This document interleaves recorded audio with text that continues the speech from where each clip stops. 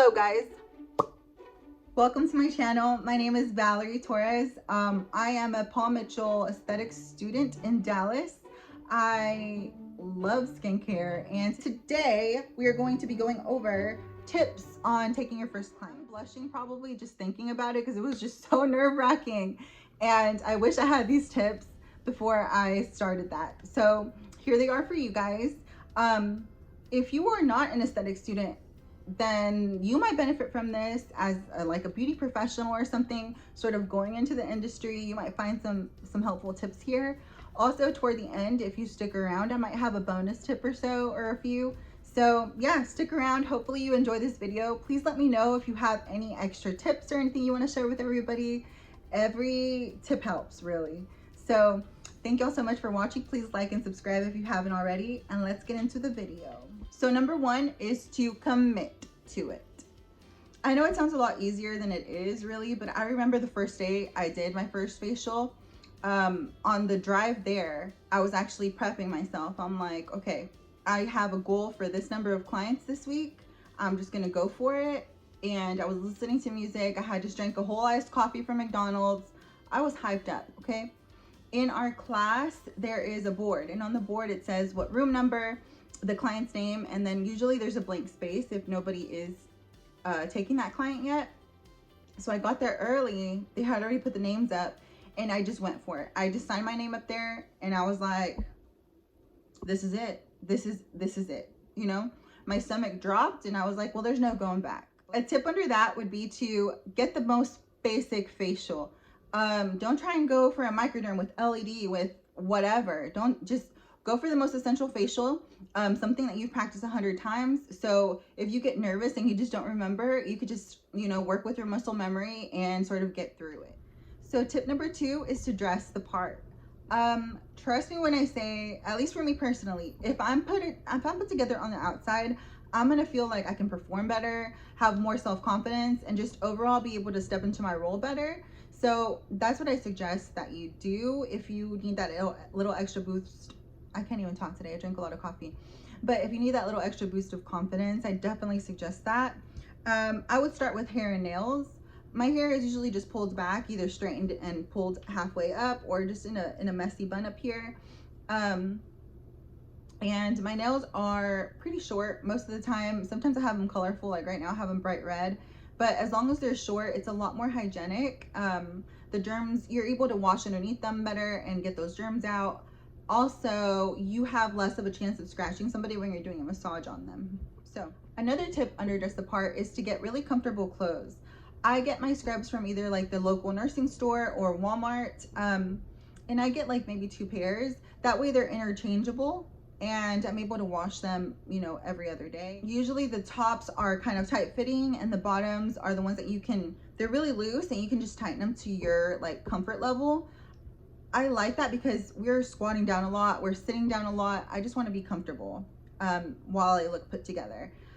As far as shoes go, I either wear my Nikes or my Converse, something that is just one color. Nothing too crazy really, as long as I can walk around and be comfortable in them, and as long as they don't squeak so the clients don't really hear me like walking in and out of the room to get everything ready if I'm running late or something. Lastly, under dress the part is accessories or essentials, really. We now, due to, you know, what's going on in the world, we wear our masks, and then we wear a face shield over our face that covers our entire face. I could actually insert a video here of how it looks.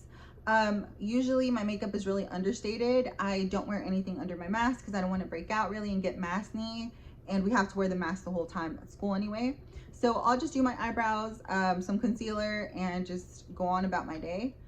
So that's necessary. The school provided our masks and the face shields. So I don't know how your school is going to do it, but that's how we do it. I feel like that's great to help prevent, you know, the spread of any diseases or anything like that. And lastly, another accessory that you would probably want to invest in if it didn't come in your kit. Luckily, it did come into my Dermalogica kit, but it is the Dermalogica apron, or just an apron in general. It's going to keep you nice and clean between clients. In case you do spill something, it's mostly water repellent, so you could just rinse it off really quick and go on about your day. Okay, so I had to adjust a little bit. I kept bumping the camera and it was getting on my nerves. Tip number 3 is to prepare your workstation. I'm looking down because my notes are down. I don't know if I mentioned that before, but I would suggest number 1, picking the quietest room ahead of time. We work in a hallway sort of, and the 2 side doors are always really noisy and people are opening and closing the doors, talking. If I do get stuck in one of those rooms, I'll just turn up the music.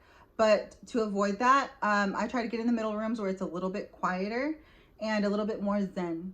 Another part of preparing the workstation is to set up the bed, get your towels ready, get everything that you need in that room so that, and try to do this ahead of time so that you can do the rest of these tips. And so you're not rushing at the end. So you can just go into it smooth sailing. So get your gloves, get all of your, get your table ready. Also, a side note on the table is to, if you're left-handed, you might prefer to have the table on this side. So try to get the bed on that side of the room. I'm right-handed, so I prefer to be on this side over here. So the table is right here. I can just maneuver around a lot easier that way. So the last part of this is to label your cups, and I will explain that in the next step. Before I do though, I did want to let y'all know, if you're in there ahead of time, you're able to study, you're able to set up and not be rushed, and you're able to be a little bit more mentally prepared and calm so that you can kick ass in your facial. I would also suggest bringing your earpods or your earphones and listening to YouTube videos on how to massage. Like, I have problems with the pressure point massage, so I would go in there with my earphones and practice a pressure point massage. So yeah, do that while you have that room, if you have it to yourself during that time. So number 4 is going to be to label your cups and to write your procedure in a way that you better understand it. So let me explain. I can actually add a picture here of how I set up my facial procedure or whatever procedure I'm doing. They give us a paper that's very detailed. It has like step-by-step what to do if you need it. I do have it in the room on the table below me.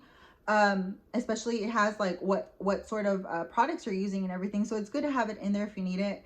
But it's hard for me to read that in the dark with the small letters. Unless I really have to, I won't. So what I do is actually write it out like this. I will write it in big, bold letters, like the steps that are going to correspond to the cups I'm about to mention in a minute. And I will also add like when to change your gloves. I will also add like small notes. Like if it's a face peel or something, I will make sure to write the big question mark, like, is it still feeling, do you still feel activity? You know, things that you don't want to forget.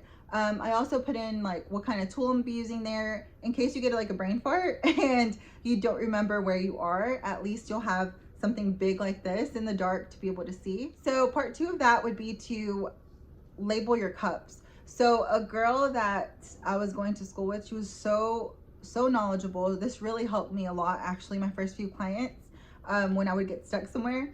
I'll insert a video or a picture here. I will label the cups 1, 2, 3, etc. And it's going to correspond with the notes that I took, like one cleanse, 2 whatever, 3 whatever. That way, so I don't really have to think about it until it becomes sort of more familiar to me down the line with more facials. That way I don't really have to think about it. I just sort of just go by my numbers and my note. Number 5 is going to be to refresh whatever skills you are lacking on during that time period that you've already prepped. You're sitting in there. And part 2 of number 5 is going to be getting to know your client before they even get there. I was struggling with pressure point massage, so I would put in my earphones and study that massage. If you want to go over the facial and sort of the steps and sort of memorize them a little bit more, this would be a perfect time to do it. Also, as far as getting to know your client before they get there, I would suggest if they're previous clients to pull their file. So we keep a file of all of our clients for the last probably 2 years, and I'll go over and look at their consult card, what they have done in the past, what they like, what they don't like. Usually there's notes in there about that. I even have a little journal that I carry with me, so whenever I do finally meet them, I can ask them questions based off this consult card, in case anything's changed. And it's proven very, very helpful for me to sort of get to know them better, to sort of be able to choose products better, what would better work on their specific skin type. So if you've made it this far, I have a bonus tip for you. I also would like to show you my little paintings back here. That's what's going on over here. I do paint in my side time. So my bonus tip is to be professional and learn how to retail. So we used to be a dermatological school. Now we are an image school. And I try to learn the image products as best as I can, especially the ones that we are able to sell to the clients. This helps them maintain their skin until the next time you see them, as well as like enhance whatever has happened to their skin during the facial, and help their skincare regimen.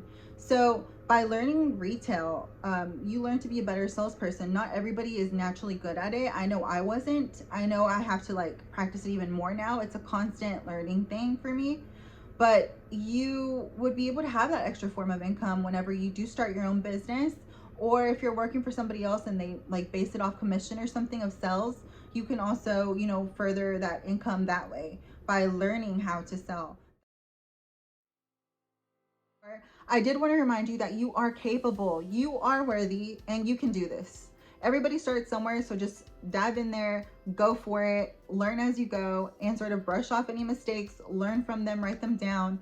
You know, you just continually develop your skills so that you become a better esthetician over time. So you're not going to vibe with everybody. Don't take it personal. As long as you are in the flow, nobody's gonna know, right?